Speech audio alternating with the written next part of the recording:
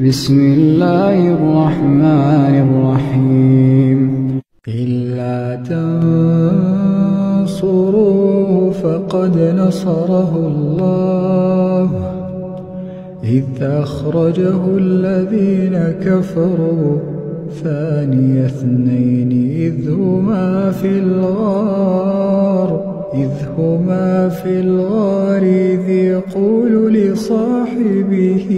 لا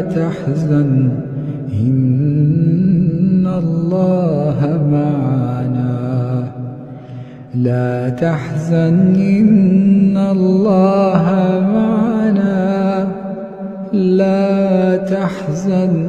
إن الله معنا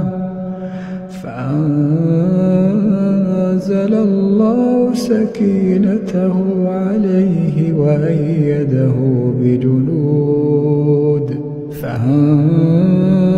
الله سكينته عليه وأيده بجنود لم تروها وجعل كلمة الذين كفروا السفلى وكلمة الله هي العليا